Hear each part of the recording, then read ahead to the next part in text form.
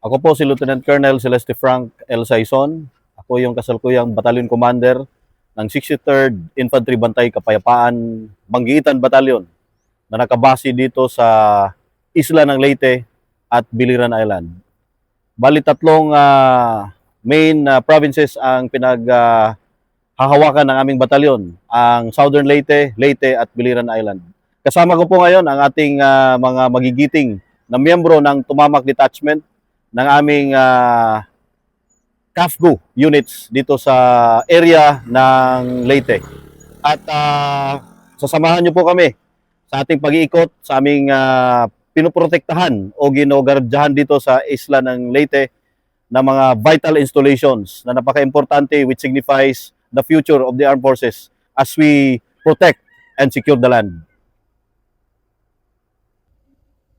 Nung Battalion Commanders Forum po ay napaliwanagan ako sa intensyon ng ating higher headquarters. Kasi ako po mismo ay nagtanong kay SND natin, si Secretary Gibo Teodoro natin during his talk with us. At tinanong ko po sa kanya personally during the forum na, Sir, dandahan po ba kaming aalis o tayo aalis sa internal security operation dahil external support operation na tayo o territorial defense operation na tayo? Ang sabi po ni Secretary Teodoro, hindi natin iiwan ang internal security operations. Magkakaroon ng hybrid yan. Internal security operations at the same time territorial defense, maghahalo yan. And isa sa nakita ko po na significant na trabaho natin when it comes to territorial defense dito sa ground ay ang pag-protect ng ganitong mga vital installations. And kung nakikita nyo po, these are solar generating panels na libu-libo po, napakalawak na area ito. And very important po siya, and it signifies the future of this country. And at the same time, yung ano po natin, yung gusto po nating mangyari no, sa ating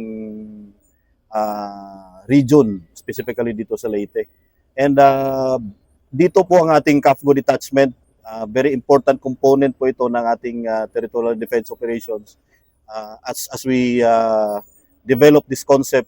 At kami dito sa ground naman ay para kaming mga laboratory na tinitignan po talaga kung anong maging utilization natin ng ating mga CAFGU units. And isa po sa nakikita po namin na importanteng ambag ng ating mga Civilian Active Auxiliary o CAA under the CAFGU na mga units natin ay yung pag-secure ng ganitong kaimportanteng vital installations. And alam nyo po, yung aming unit ay patuloy po na nagde-develop sa aming mga CAFGU or CAA, yung individual na miyembro ng CAFGU. In fact, mayroon po kaming na-develop na mobile CAA detachments. Mayroon na po kami ngayong static and kinetic units under ng aming CAA, and this unit has been developed into a task group defender. They're called task group defenders. They're members of the task group defenders because they are defending vital installations like this na nakikita nyo po. And at the same time, they are mobile CAA detachments because yung lahat ng security vacuums na mayroon tayo, because as we all know, ang conventional na CAA ay mayroon po yung detachment lamang, yung CAFGU detachment.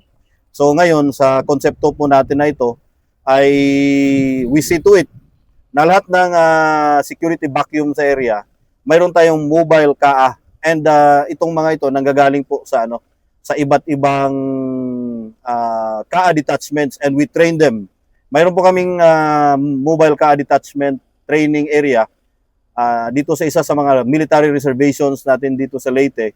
And we train them on combat maneuver, and ginagawa na po natin ang mga CAA natin na very resilient and at the same time capable and able to defend the country.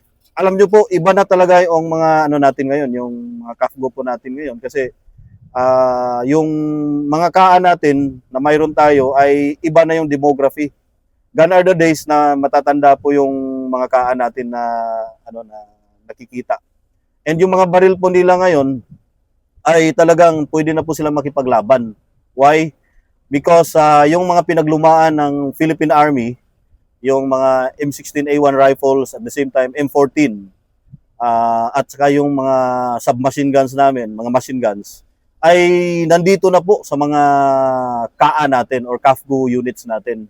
And ang tulad ng sinabi ko, yung demography, masyadong bata na po ngayon yung mga nagjo-join ng ating mga CAFGO units. Isa dyan sa mga nakikita namin ay yung mga frustrated na maging sundalo dito sa mga barangay na dati nung maliit pa lang yung sahod ng KA kasi ngayon nasa 12,500 na po yung sahod ng KA over and above sa mga support na binibigay ng local government units tulad dito sa Leyte. Nag-allocate po ang local government unit or Provincial Peace and Order Council through the Southern Leyte.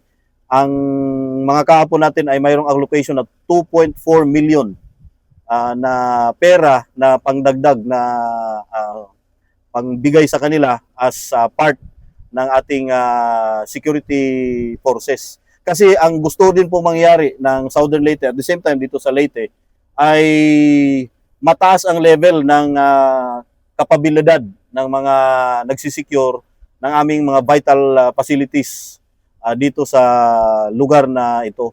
And ang mga kahapon natin dahil sa ganyang realities ay nasa range na po yung edad nila na 18 up to 30.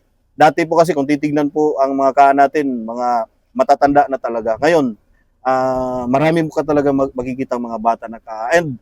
And individually, yung tinatawag na individual soldiers equipment, ay nakakabili na rin po sila dahil sa medyo mataas na yung sahod nila kasi ang sahod po nila ay sa 15 days sila po ay may trabaho din na another 15 days as civilians.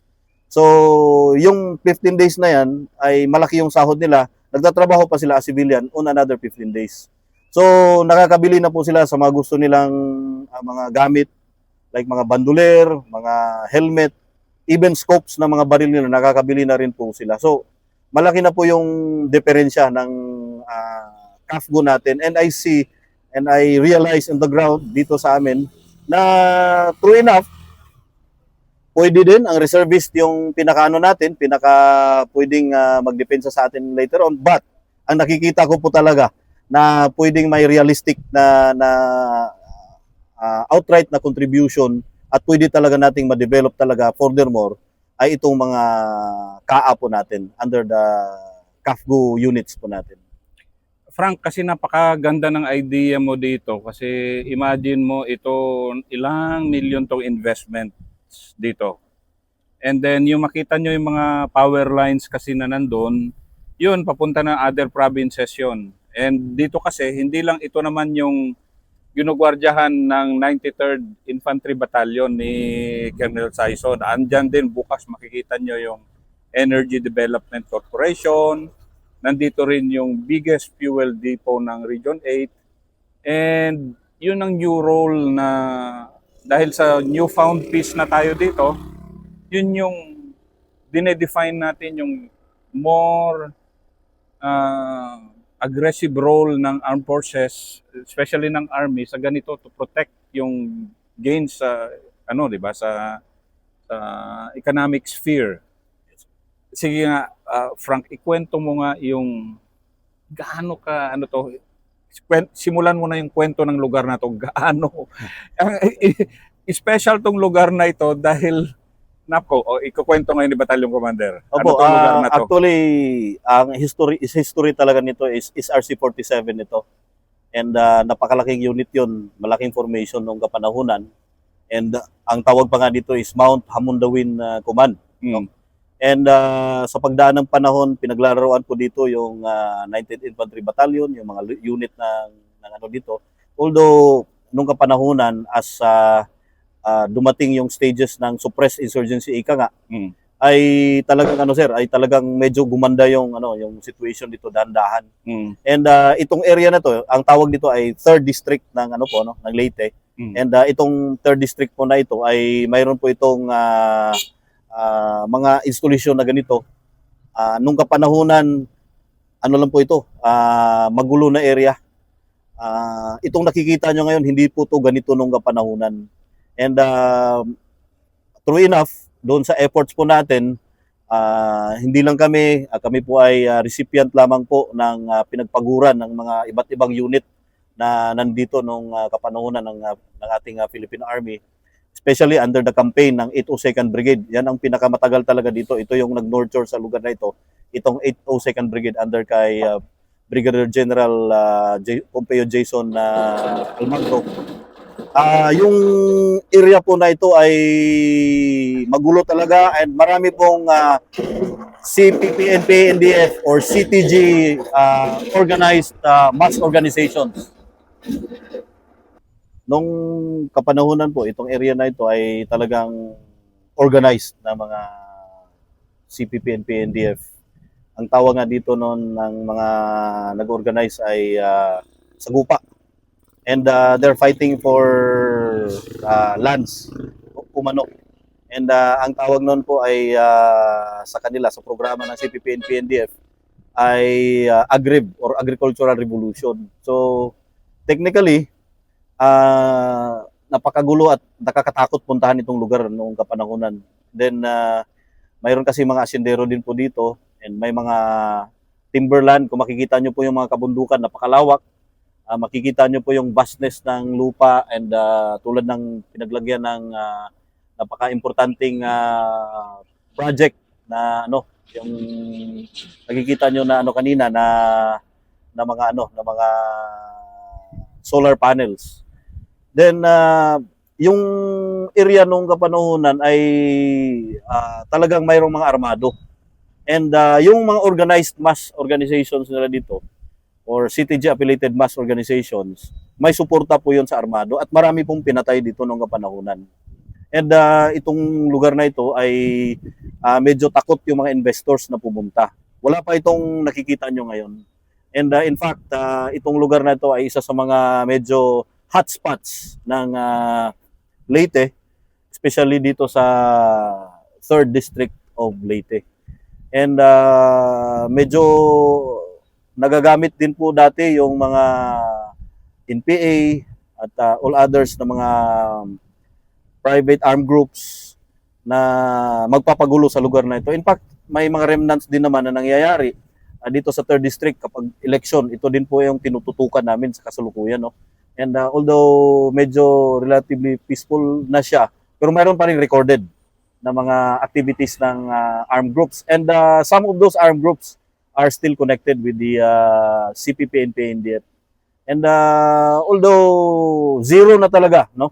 Zero na talaga kasi I would like to report to everyone na last March 23, this year, 2026, itong nakaraang 3 araw lamang po, ay dineclare na po itong lugar na ito, itong San Isidro, itong nakikita nyo ng mga vital installation at mga sa paligid niya na insurgency free. Ang tawag natin doon ay stable internal peace and security condition na yung estado ng lugar na ito. So, ito po ay binabantayan po namin ngayon. Ito po ay mayroong nakatutok na unit po namin dito ngayon. At nakita nyo po kanina mga ilan sa membro ng CAFGO namin ay kasama po namin. Frank, bakit hindi kaya ng puro army lang, puro regular forces lang at hindi supplemented ng CAFGO yung ganitong setup? Actually, sir, ang regular forces talaga natin ay overstretched. In fact, dito sa buong 3 provinces na ito, Leyte, Southern Leyte, and Biliran, isang batalyon lang po yung may hawak nito. Ito yung unit ko. Although, kompleto naman yung persa ko. Ako naman yung cadre battalion. Meron akong nasa 1,200 na CAFGO. Kasama na po yung dyan, sir, yung kaawan or yung mga regular kaa natin at saka yung kaato, yung mga tinatawag natin na iskaa or special na CAFGO ito na funded by the institution or corporations like the Energy Development Corporation na nandito sa area din po ng Leyte. So, ang katanungan about kung kaya ba o hindi, Sa totoo lang, kailangan talaga namin ng force multiplier, and ito po yung trabaho ng KA natin or CAFGO unit or CAFGO natin, yung mga units natin. And yung ganun katulad mo nito ngayon, kasi isang malaking probinsya ito, isang malaking isla na iilan na lang yung kino-confront mo, yet ikaw bilang isang batalyon, ang titindi ng mga hawak mo na vital installations na wala namang iba kasi na mag-protect eh. Actually, sir, active po yung namin, yung partnership with namin through the Provincial Peace and Order Council Mm-mm. and through the OPSEN ng NTF-ELCAC. Mayroon pa rin kasi kaming operational center ng NTF-ELCAC. Mm-mm. So tinitingnan po namin din, sir, yung yung mga iba't ibang threat situation, and active din po yung intelligence namin, sir, integration ng iba't ibang security sectors. Mm-mm. So kami lang po, sir, yung parang tagapalo or doers. Kasama na rin po yung mga iba't ibang mobile units ng Philippine National Police. Pero as to sa kasalukuyan, sir, tayo po yung medyo may well-structured na pag-protection sa ating mga vital installations within these provinces, these 3 provinces. Frank, ikwento mo nga habang nandito tayo sa vantage point na to. Nasaan tayo ngayon at ano ba to relatively sa Masbate, Cebu, and nandito tayo ngayon sa Leyte. Nasaan tayo? Yes, sir, nandito po tayo ngayon sa isa sa mga very strategic location po ng Leyte po, ano? Kung makikita nyo po dito sa may likod natin, parang south natin, kung i-orient natin yung mga sarili natin, dito sa likod nandiyan po yung Cebu, no? Cebu. Dito po sa may bandang parang east niya, yan po yung Masbate. And dito po yung Samar. Dito po yung Samar sa may likod. And part dito naman sa may nakikita nyo, may bundok na yan. Sa may likod niyan, nandun po yung Biliran Island. So isa yan sa mga probinsya din po ng area of responsibilities ko.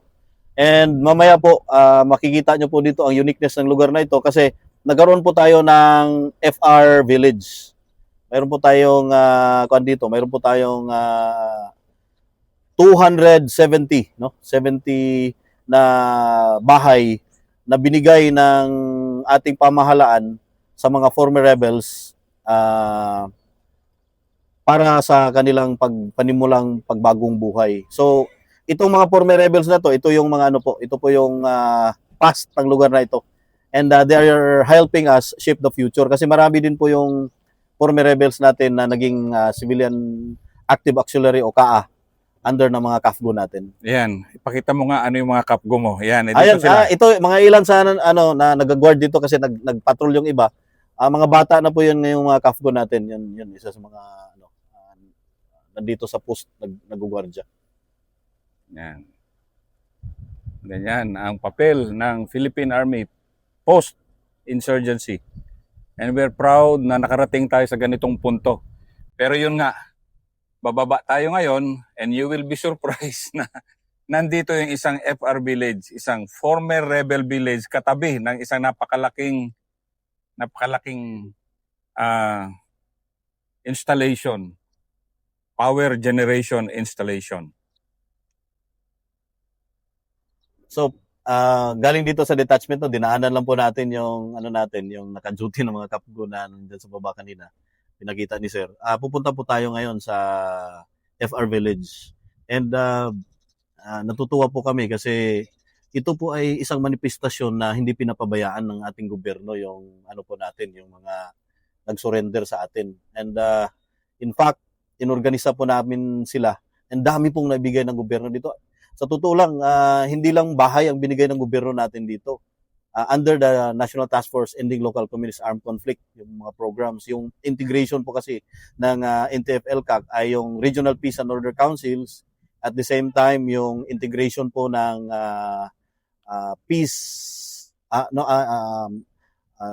Regional Development Council, yung RDC, at saka POC na tinatawag. So, yung pag-integrate ng dalawang napaka-importanting components na yan for security and peace ay nagdulot ng mga ganitong programa. Kasama na po dyan yung barangay development programs ng ating pamahalaan na gumawa ng napakaraming farm to market roads na sobrang kailangan ng mga communities natin na nasa tinatawag na geographically isolated and depressed areas. So, itong FR Village po natin ay nakasituate din dito katabi mismo ng vital installation na ito.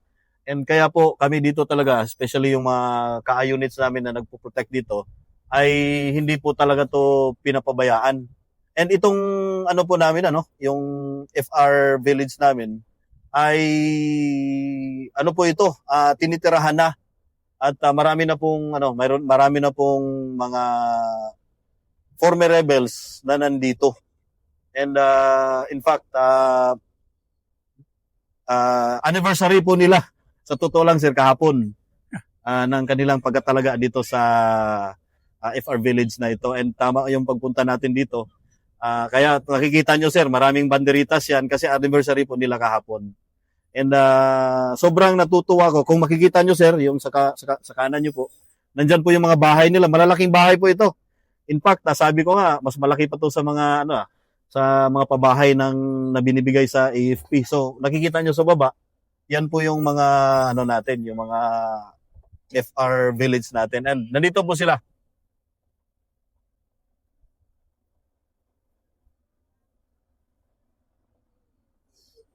So ito po sir ay tawag ay Peace and Prosperity Village sa Barangay Dahadaco, San Isidro Leyte. Thank you. Ngayong pag-abot sir sa Peace and Prosperity Village. So ito po sir yung yung Peace and Prosperity Village. Kahapon yung ba? Anniversary? Oh, nag-anniversary 25. Kahapon 25. So nag-anniversary sila kahapon. 25 nung nakaraang araw. 26 pala tayo kahapon. So itong village na to sir ay composed of 278. So marami sir yung nakatira na dito ngayon, kung nakikita nyo po. And malaki yung mga bahay nila. Mas malaki pa nga to sa binibigay sa AFP at saka sa PNP. Ilang kwarto ito, ate? Walang kwarto. Duplex. So left and right. And may mga livelihood po na binigay dito, like yung paggawaan ng noodles. Then mayroon pong mga poultry, 'di ba? May poultry kayo na binigay. Yes. At saka binigyan din po sila ng ng water refilling station dito sa FR Village. And may mga may mga implements sa pagsasaka din na binigay sa kanila, sir. So kung makikita yung mga bundok, may mga area diyan sila na tig 2,000 square na titulado talaga para sa kanila na binigay ng Department of Agrarian Reform, no? Ikwento nyo nga muna. Okay, Ano ba yung FR muna, Frank? Sige. Ano muna yung FR? And then kayo, ipapakilala nyo sarili nyo and sino yung meron ba active sa inyo sino yung active sa inyo dati? Active. Ano yung papel nyo dati sa loob? Yung warrior. Kahit NPA na. Kahit na So, ang FR po, or ang tawag nga namin dyan is Friends Rescued or former rebel ay isa sa mga individual na nag-avail ng programa ng pamahalaan na mula sa pagiging armado, supporter ng armado o organisadong masa ng armado. So, nandito po sila ngayon. Hindi ibig sabihin FR sila, lumaban na talaga sa bundok. Marami din sa kanila yung organisadong masa. So, pakilala daw po kayo. Hawak-hawakan lang magpakilala pang microphone yan. Pangalan, sir? Pangalan. Ako po si Charlita Solatorio, dating New People's Army. Kasama ko dati si Timayang.